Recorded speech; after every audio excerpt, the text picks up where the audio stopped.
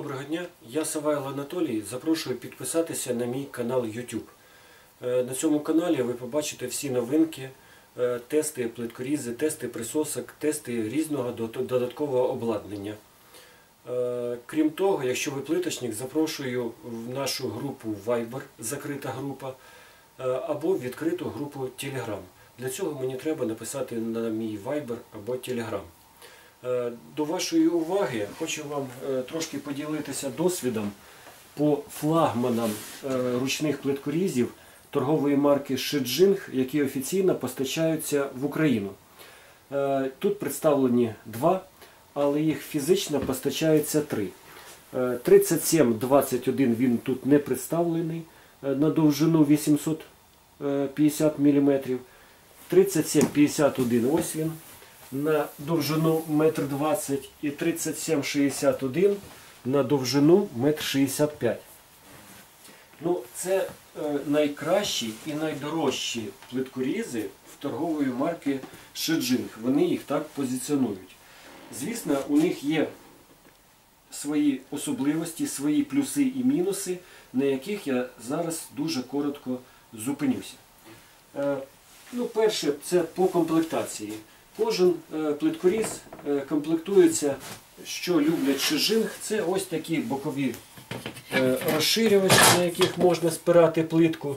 В 3761 вони довші, відповідно в 3751 вони коротші, в 3721 вони ще коротші. Відповідно, у кожного є ось такі бокові упори з фіксаторами, за рахунок чого можна запросто цими плиткорізами різати серію, різати різні плінтуси, і виходить дуже величезна точність.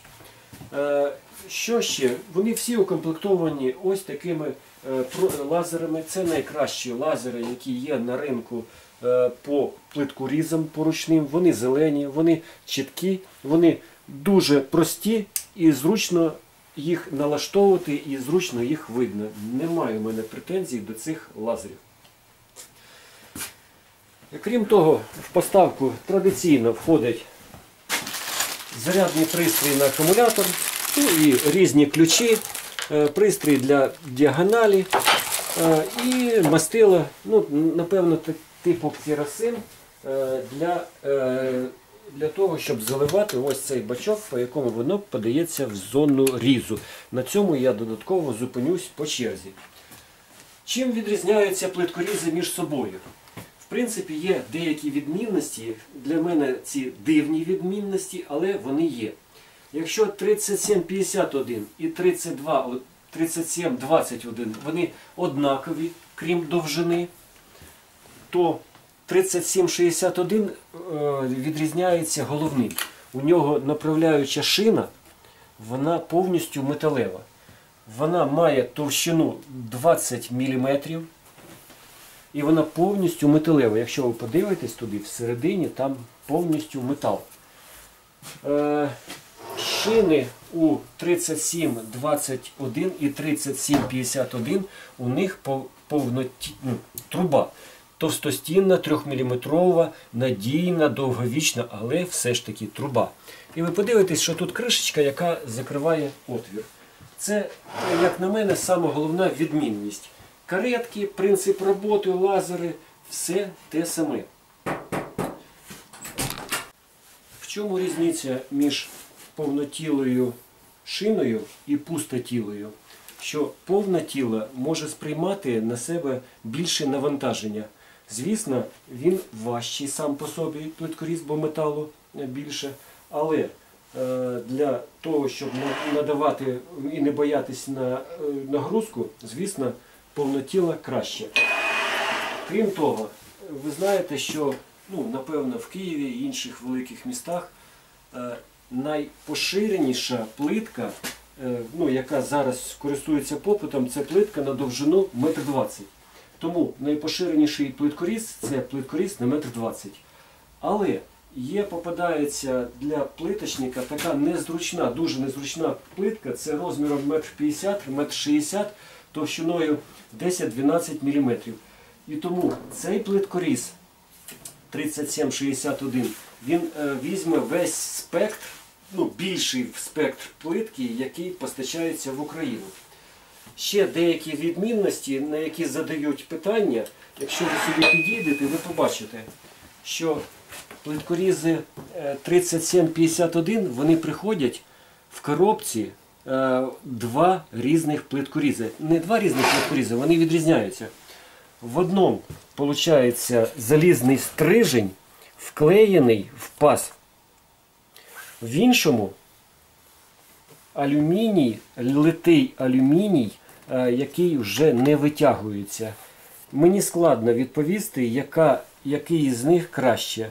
Тут все ж таки залізо, тут алюміній. Але цей все ж таки те, що вклеєне, те, що встає в паз, воно може розхитатися з часом, а тут може розплескатись. Для цього в плиткорізах на лініях розломах спеціальні металеві вкладки. Вони поставили цю металеву вкладку і на металевий розламувач. От ви, якщо сюди подивитесь, ви побачите, що ось металева вкладка на металевому розламувачі. Що тепер я хочу розповісти про шину і про каретку. На жаль, це досить, а може і на щастя, це досить складний плиткоріз в налаштуванні. Чому він складний? Дивіться, по-перше, якщо ви придивитесь на кріплення шини, вона складається з одного центру, який наскрізь пронизує шину, і 4 болти, які підтримують вертикаль шини.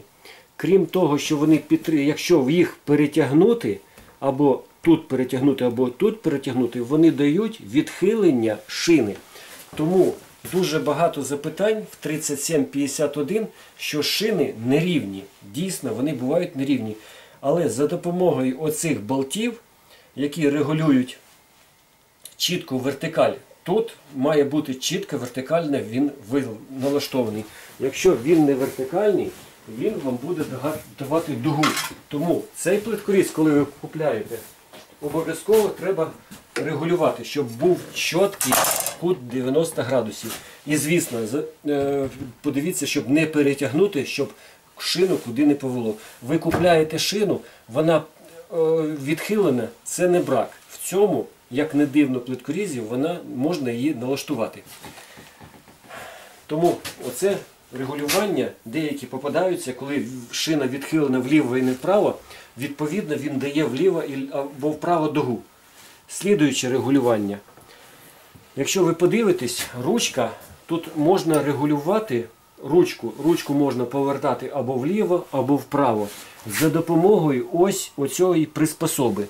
Бачите, ось цей штир, він також регулюється за допомогою ось цих болтів. І фіксується зверху. Як на мене, це також є складністю. Це регулювання відбувається, ви порізали, подивилися, в яку сторону якщо є дуга, і тому зміщенням ручки ви можете відрегулювати прямолінійність. Крім того, як ви бачите, тут є регулювання, тут величезна кількість регулювання, якщо відкручується цей стопорний болт, під ним шестигранник. І шестигранником ви можете підтягувати оці підшипники, щоб не було люфтів. Будьте обережні, оцей матеріал – це сплав алюмінію з якимись матеріалами, і він, скажімо так, це не метал, тому без фанатізму, будь ласка, затягуйте, щоб не було у вас, щоб не перетягнути і щоб не зламати цей метал. Плюсом в цьому плиткорізі є те, по порівнянню, наприклад, з 3051, що підшипники ходять, в принципі, паралельно. І вони не так зношують шину. Але вони ходять жорстко, тому шина також, скажімо так, потребує обслуговування. Обов'язково її треба після кожної роботи вичистити, ведешкою вимити і витерти насухо, щоб була плівка масляна, щоб не було у вас корозії. Так, тепер по конструкції трошки. Як на мене, конструкція і проста, і складна одночасно. Є величезний розламувач, який можна примагнітити. Коли ви ведете, от я зараз ріжу, я дуже зручно, мені видно різець. Мало того, що мені підсвічує лазер, мені ще і оком можна побачити, де саме відбувається різ. Це зручно. Ручка, як ви бачите, величезна. Тому цей плиткоріз, в принципі, він не розрахований на ударний тип. Він дуже легко і дуже просто ламати простим натисканням.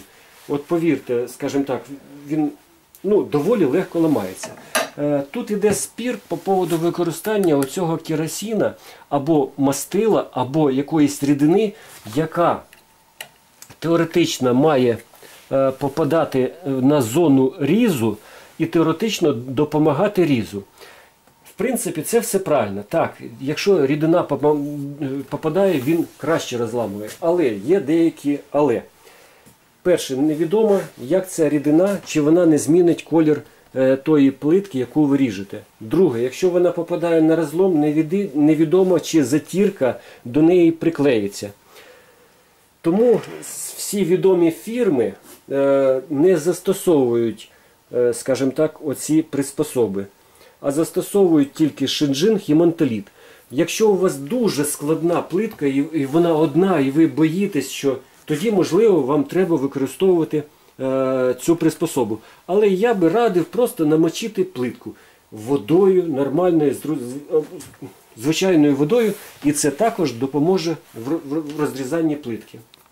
Деякі нюанси, які відрізняють цей плиткоріз від класичного 3051. Сам розлом може відбуватися не тільки біля лінійки, що робить 3051, але і в кінці, і по всій довжині.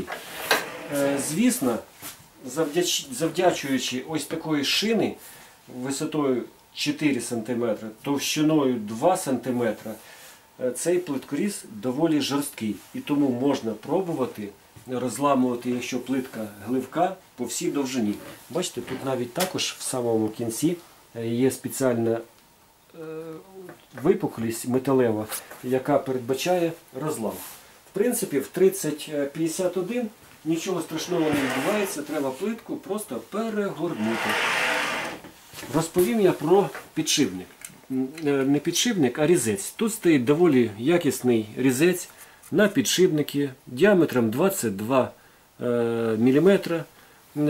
Немає в мене претензій, крім однієї. Цей різець не можна поміняти ні на який інший, тільки 22 мм. Тому, якщо в деяких плиткорізах можна поставити, тому що різна плитка, різної товщини, різної шероховатості, глянця, любить різну, відповідно, і діаметр різців. Тут використовується тільки 22 мм, але якісний. Якщо ви придивитесь на ось цю резинку, вона непроста, вона двохслойна. Зверху десь біля 2 мм більш плотної, жорсткої, а тут вона м'ягенька і завдячуючи чому воно легко вжимається. Як на мене, досить вдало зроблено, я впевнений. Звісно, треба приклеїти її, бачите, вона, це ж китайці. Вона, я думаю, що приклеїться. Так, тепер боковий упор. Це боковий упор, ви знаєте, купляють ці плиткорізи, завдячуючи ось цьому боковому упору. Шинджинг, як не дивно, він єдиний плиткоріз, який використовує ось ці бокові упори. В 3051 вони трошки зручніші. А в цих 3761, 3751 вони просто фіксуються, ось тут вставляються два болти. Теоретично вони там мають бути з гаєчками, але люди ніколи туди гайки не вставляють, а просто вставляють оці болти. Крім того, вставляються два такі упори, між ними вставляється боковий упор, на нього можна покласти по діагоналі ось таку приспособу і можна собі запросто різати або серію, або плитку по діагоналі. Немає в мене претензій по цьому складу роботи. Так що запрошую вас до мене. Я надам різні консультації по різним плиткорізам. Запрошую ще раз підписатися на мій канал. Знайте, що Україна переможе. Слава Україні! Россия осуществила вооруженное вторжение в мою страну, в Украину. Россия начала войну. Российские войска убивают мирных людей, разрушают города, села, уничтожают промышленность, захватывают украинские земли. Россияне в большинстве своем, к сожалению, поддерживают и приветствуют войну в Украине. Ну, об этом есть социологические исследования, которые вы, наверное, знаете. Поэтому все россияне в ответе за эту кровожадность всегда задавали вопрос, хотят ли русские войны. Теперь всем странам мира понятен и ясен ответ. Да, россияне хотят войны. Там есть некоторые оправдания, поводы, почему Россия начала войну. Ну, очень кратко на них остановлюсь, чтобы вы понимали, что это все неправда. Россия говорит, что власть в Украине захватили нацисты. Отвечаю. Мой президент Украины, имеет еврейские корни. Украина, у нас много национальностей. Украина многонациональная страна. И все народы живут в мире и в добрососедстве. Никакого ущемления нет. Радикальные националисты есть, но их настолько мало, их ничтожно мало. Они даже не представлены ни в парламенте, они нигде не представлены. Ну и хочу сказать, что радикальных националистов у нас не больше, чем в России. И не больше, чем в цивилизованных странах. Следующее, что Россия заявляет, что она противостоит блоку НАТО и США. Говорю ответственно, что Украина не входит в блок НАТО. И в ближайшее время нас и не планировали, и не приглашали в этот блок НАТО. И хочу отметить, что НАТО и США за все время своего существования не захватило и не присвоило себе чужие земли, как это постоянно делает Россия. Следующее. Россия считает, что в Украине очень много вооружения. Хочу ответить. Мы отказались от ядерного вооружения. У нас нет ни крылатых ракет, ни передовых средств ПВО, нет больших эсминцев, подводных лодок. А вооружение нам надо для того, чтобы защитить страну от России, которая ранее аннексовала Крым, ранее аннексовала часть Донбасса. До этого у нас был подписан, в том числе и Россией, Будапештский меморандум, по которому, в том числе и Россия, обещала нам безопасность. Ну, как вы все знаете, соврала. Поэтому я обращаюсь к руководству Краймонди, к руководству Батипал, к Сигме, к Руби. Я знаю, что вы смотрите мои видео. Я знаю, потому что у меня есть ответная от вас реакция. Я обращаюсь ко всем плиточникам, которые меня смотрят. Я, в принципе, обращаюсь ко всем гражданам мира. С Россией нельзя иметь никаких отношений. Не продавать, не покупать, не приглашать их в гости. Для Украины теперь и навсегда россияне это враги и убийцы. Для всего мира Россия это агрессор. Это нация изгоев. И место ее в союзе с Северной Кореей.